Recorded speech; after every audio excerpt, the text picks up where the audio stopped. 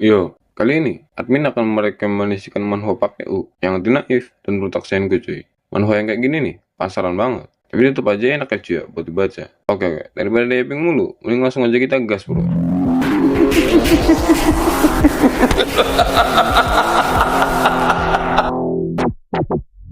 Di nomor 1, gue kasih Magic Emperor. Ah bang, ini mas orang juga udah tahu bang. Chill lagi saya, chill. Naruto ini tuh ya, karena ini salah satu komik favorit gue cuy. Oke, buat lu yang belum tahu ini, atau yang masih pemula baca komik, gue saranin lu baca manhwa ini bro. Jadi, di awal chapter, ada Raja Iblis yang ditantang sama para dewa karena dia terlalu OP cuy. Bukannya kabur, dia malah cosplay jadi pro player FF dan mau solo para dewa. Pas si MC kita ini udah mulai level jongkok, malah ditusuk cok sama murid kesayangannya. Dan yap, seperti komik pada umumnya, dia mati dan hidup lagi sebagai reinkarnasi. Tapi sialnya, dia malah reinkarnasi menjadi budak yang dikutuk buat selalu setia sama majikannya. Awalnya, MC kita ini enggan bro, buat selalu setia. Dia malah pengen kabur. Ya tapi nggak bisa anjay. Orang udah dikutuk, masih pengen kabur. Terus siapa nying? Auto.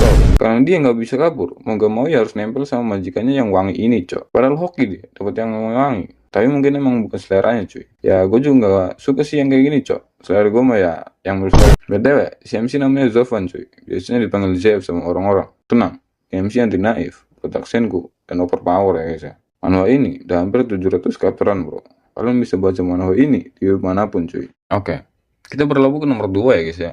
Di nomor 2, gue taruh The Villain of Destiny. Iya, seperti judulnya, dia ini ditakdirkan menjadi villain bro. Tapi MC anjay, MC tapi villain. Villain tapi MC cuy. Namanya Gu Cheng, tuan muda dari keluarga Gu. Pada chapter awal, dia sadar kalau dirinya berinkarnasi ke dunia mortal dan mendapatkan sistem cheat. Tapi santai, ini komik gak terlalu bergantung buat ke sistem cuy. Jadi, ceritanya, si villain kita ini lagi rebutan waifu cok. Ya lagi debat gitulah sama putra keberuntungan. Selang beberapa menit, dia menang debat dan bisa dapetin tuh cewek.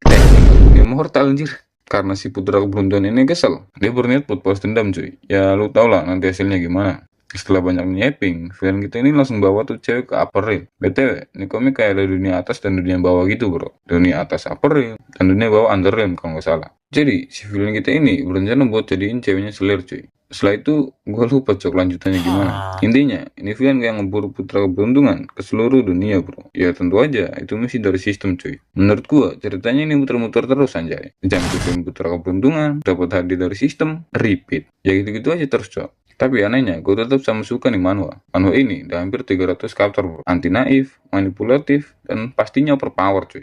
Di nomor 3 ada 1 million times attack speed. Yeyun, seorang programmer yang lagi main FF, tiba-tiba bereinkarnasi ke dunia kultivasi dengan nama dan keluarga yang sama cuy. Sebelumnya, pemilik tubuh ini udah mati karena diracuni sama pelayannya sendiri. Yeyun yang baru aja tiba di tubuh ini langsung sadar kalau dia bereinkarnasi. Saat pelayan dan pasukannya tiba buat mastiin udah mati apa belum, si MC kita ini langsung jump-shootin mereka satu-satu cuy. Seperti yang diharapkan dari seorang programmer ya guys ya. Tapi belum cukup sampai di situ. Chapter selanjutnya juga dia bantai-bantai. Kita sebagai reader nggak dikasih tahu anjing awal mulanya gimana. Setelah sekian lama bantai-bantai, akhirnya diceritain dah tuh awal mulanya. Jadi keluarga MC ini, keluarga Y, dulunya pemimpin klan cok, yang akhirnya dihianati sama petinggi-petingginya sendiri. Ya karena itulah tragedi Bima Sakti 1945 terjadi. Singkat cerita, si MC ini lagi jalan-jalan dan ketemu cewek yang gue kira itu MILF cuy. Tapi ternyata bukan.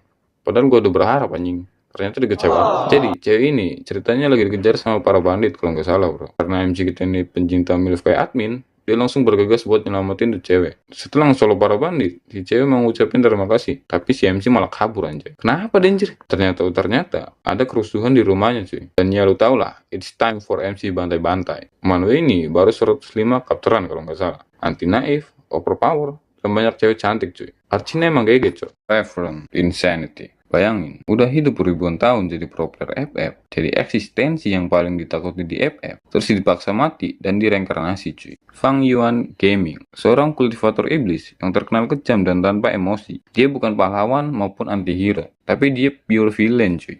Dia nggak akan pernah nolongin yang butuh tas kete cok. Dia nggak pernah percaya people cok. Kalau gue bilang, dia pure villain dan pencinta MILF kayak admin. Jadi di komik ini, kultivasinya tuh pakai makhluk spiritual yang namanya Gu. Setiap Gu punya efek unik. Ada yang memperkuat serangan, mempercepat waktu, mencuri keberuntungan. Bahkan ada tutorial cara dapetin MILF. Di chapter pertama, si villain kita ini langsung dijump. Kenok anjing dia cok. Tapi santai, seperti yang kalian tahu, villain kita punya medkit ya guys ya. Tapi medkitnya ini bukan nyembuhin, melainkan mereinkarnasi diri sendiri. ke dalam dirinya yang dulu pas masih bocah, yang kalau ngocok 5 detik tak kuat. Jadi, si Fang Yon Gaming ini berencana diam dan bermainlah, cok. Dia berpura-pura lemah, nyembunyiin kekuatannya, sambil ngincer gue yang kuat milik akademi buat dipakai. Singkat cerita, dia dapat gue cacing anggur bulan yang sangat langka. Tapi gue ini punya umur yang sangat singkat, cuy. Dan di masa depan, dia tahu kalau gue ini bakal jadi rebutan kultivator kuat. Disinilah cerita Fang Yon Gaming yang berotak Senku ini dimulai. Manhwa ini masih hiatus di chapter 91. Anti naif, berotak Senku, and villain abis, cuy. Lin Feng, seorang perjaka dari dunia modern yang ditabrak terkun dan terbangun di dunia baru. Dia terbangun di salah satu tubuh tuan muda keluarga Lin yang kuat namun lemah dalam seni bela diri. Di dunia ini gak ngaruh kalau lu anak presiden kek, pengabdi setan kek, tukang ocok kek, apapun itu gak ngaruh. Kecuali lu bisa di seni bela diri, cuy. Lin Feng ini, dia tahu kalau di setiap individu punya roh bela diri. Namun, roh bela diri punya dia ini sangat lemah, cok. Yang akhirnya jadi bahan ocok, gak maksud gue bahan bulian. Di chapter 3, MC udah mulai jongkok, cuy. Yang artinya dia serius dengan masalah ini. Lin Feng mulai latihan belajar ini itu, termasuk teknik menggambar pedang yang berbahaya tapi worth it. Dia sadar kalau teknik ini butuh kecepatan dan konsentrasi, kayak maju mundurin tangan misalnya. Singkat cerita, MC kita ini diajak Paiwan, cok, sama keluarga lain yang remehin dia dulu. SG only, cena. Tapi MC kita ini licik, anjing. Dia spam granat, cu. Ya itu menang, anjir lah. Setelah ngerasain pertama kali boya, Lin Feng mulai menarik perhatian dari banyak pihak. Karena dia tahu kalau kelemahan adalah potensi besar yang belum digali. Dengan tekad dan strategi yang matang, dia berencana terus berlatih dan menantang sistem yang keji di dunia ini. Oh iya, nama manualnya God of Martial Arts. Kalau nggak salah, chapternya udah nyampe 800-an, cuy. Dirilis tahun 2016, status masih ongoing, MC-nya anti naif, cool, dan berotak Senku. Oke, lanjut ke nomor 6. Wataru Manhwa Tales of Demons and Gods. Nelly mati sebagai demon spiritualist terkuat di kehidupan sebelumnya karena dikeroyok sama Sage Emperor dan 6 binatang tingkat dewa. Namun, jiwanya terlahir kembali pas masih bocah baru puber, 13 tahun di Glory City. Walaupun dianggap remeh karena cuma punya Red Soul Rim, dia manfaatin pengetahuan di kehidupan sebelumnya buat ngerencanain masa depan dengan good ending. Pada chapter 2, kita ditunjukin MC yang masih SMP di kelas Holy Orchid Institute. Nelly menghadapi guru baru, Sensio, salah satu anggota keluarga Sacred dan seorang 3-star silver rank demon spiritualist. Ketika guru Taurus ini ngerendahin kemampuan siswa kelas fighter, MC kita langsung open mic, cuy. Katak yang melihat langit dari dasar sumur, kata MC. Seketika semuanya diam. Yeziun, cewek yang disukai banyak orang tapi gua enggak, tunjukin ekspresi senyum geli. Di chapter 3, guru Taurus ini ngumumin bahwa cewek tadi, Yeziun, punya Science Soul Rim dengan Soul Force 86.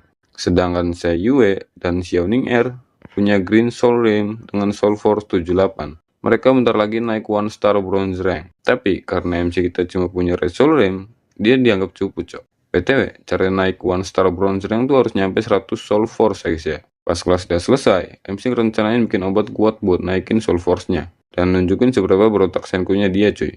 Di Manhwa udah 500-an chapter. Dan ya seperti biasa, MC-nya OP, anti naif, dan berotak Senku.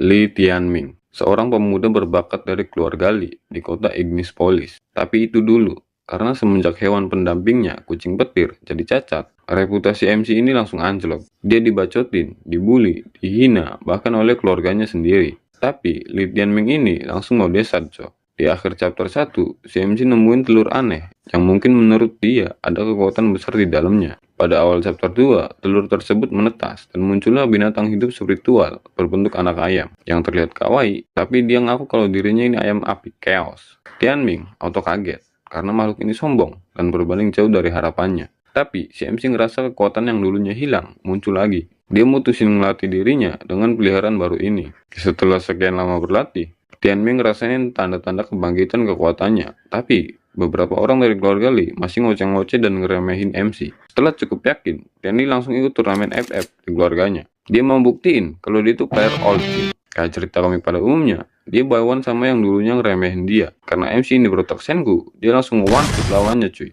Pas turnamennya udah selesai, dia langsung diajakin mabar sama para sesepuh old lainnya. MC ini anti naif dan berotak Senku ya guys ya. BTW banyak toko di sini, cok. Manhwa ini baru 160-an chapter. Jika lu suka konten seperti ini, jangan lupa like ataupun ngasih kritik dan saran di kolom komentar. Gua Bang Han, gua pamit undur diri. I'll see you the next video, dog. Ciao.